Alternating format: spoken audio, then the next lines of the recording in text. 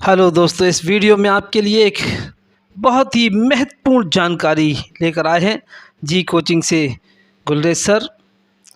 ये महत्वपूर्ण जानकारी ये कक्षा 6 से लेकर कक्षा 12 तक के लिए है।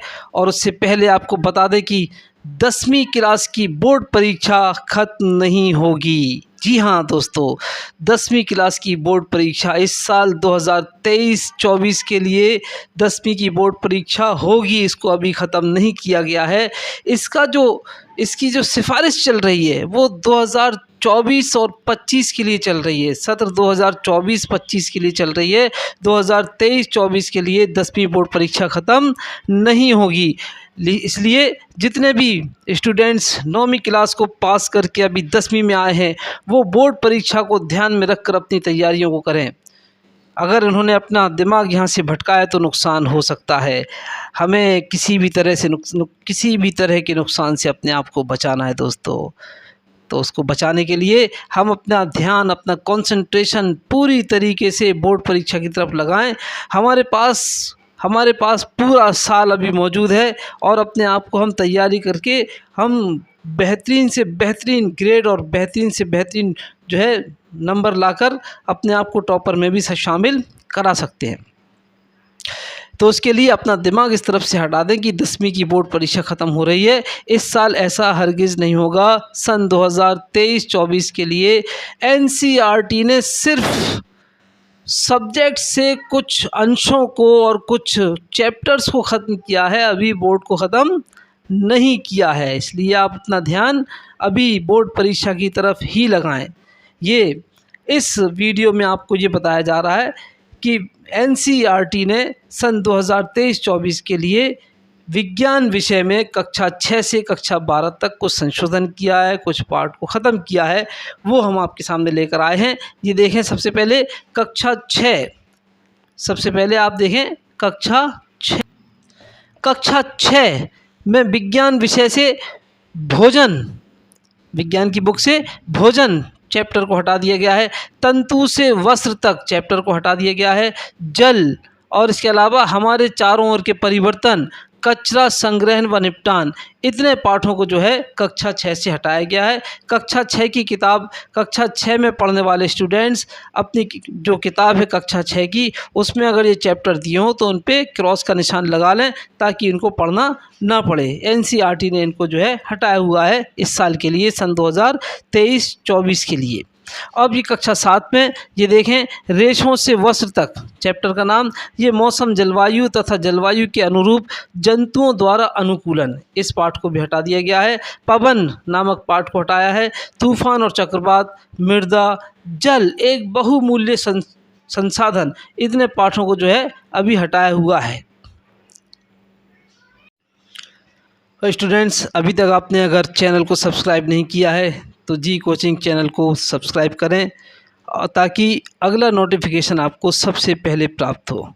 और कोई भी सटीक जानकारी होगी या फिर ग्रामर का कोई सब्जेक्ट हो या फिर एक्टिव पैसिव हो या फिर इसके अलावा ट्रांसलेशन हो, तो ऐसे इंग्लिश का जितनी भी चीज़ें होंगी और class 10th, 9th, 11th, 12th की, ये सब जी कोचिंग के ज़रिए से आप तक पहुँचेंगी। तो उसका नोटिफिकेशन सबसे पहले पाने के लिए हम अपने चैनल को जो है सब्सक्राइब करें और उसको लाइक भी करें और शेयर भी करें। फिर कक्षा 8 पर आ जाएं तो देखते हैं हम लोग कि विज्ञान विषय में कक्षा 8 में संश्लेषित रेशे और प्लास्टिक, इसके अलावा पदार्थ, धातु और अधातु, इस चैप्टर को भी हटाया है। कोशिका संरचना एवं प्रकार्य, इस पाठ को भी हटा दिया गया है।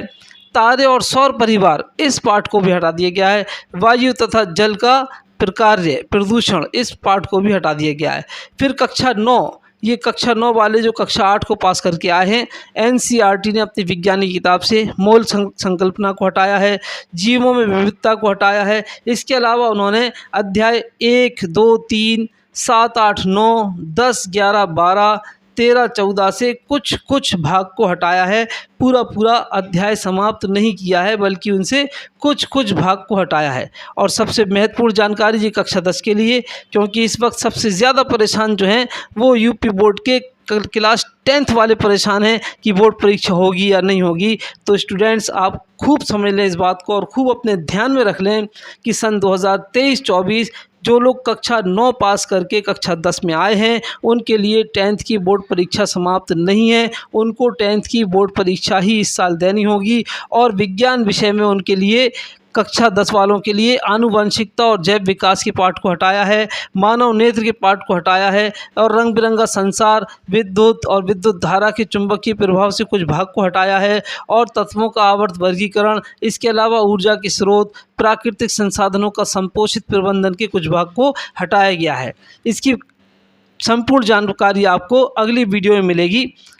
और कक्षा 11 से रसायन विज्ञान, जीव विज्ञान और भौतिकी से जो है इन चैप्टर्स को हटाया है। इसको देखें ध्यान से। कक्षा 11 वाले लोग, जो लोग हाई स्कूल से कक्षा 11 में आएंगे इस साल, वो उनको हाइड्रोजन पढ़ने को नहीं मिलेगी रसायन विज्ञान में। एस ब्लॉक के तत्व, पी ब्लॉक के तत्व, पर्यावरणीय रसायन, ये पढ़ने को उनको नहीं मिलेगा। इसके अलावा जीव विज्ञान से पाचन एवं अवशोषण, पौधों में परिवहन, खनिज पोषण को हटा दिया गया है और भौतिकी से द्रव की अवस्थाएं पूर्ण रूप से हटा दी गई हैं और इसके अलावा अन्य अध्यायों से कुछ ना कुछ भाग हटाया गया है। अगर सबका यहाँ पर जो है अगर दर्ज किया जाए तो ये बहुत बड़ा चैप्टर हो जाएगा, इसलिए जो है इसको खूब समझ लें कि ये चैप्टर जो है आइंदा आपको पूरी तरीके से मालूम पड़ेंगे।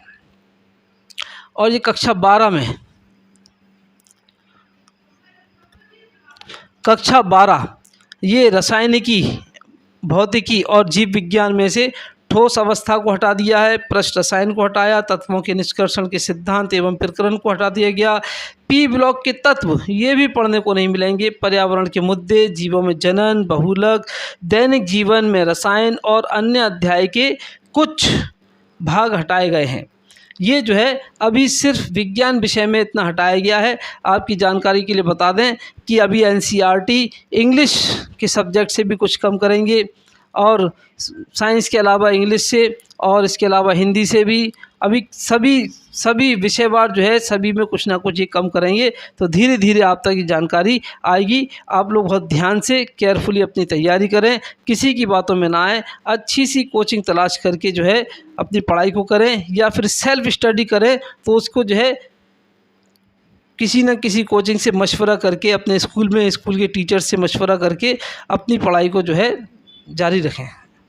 अपनी पढ़ाई की तरफ से दिमाग को बिल्कुल ना हटाएं और हमेशा टॉपर बनने की तरफ ध्यान दें, हमेशा टॉपर बनने की तरफ ध्यान दें। अपने टाइम को ज़्यादा से ज़्यादा पढ़ाई की तरफ लगाएं, स्मार्ट पढ़ाई करें और बहुत कम जो है हम मोबाइल को अपने हाथ में लेकर उससे जो है उसमें अपना टाइम बहुत कम पास करें।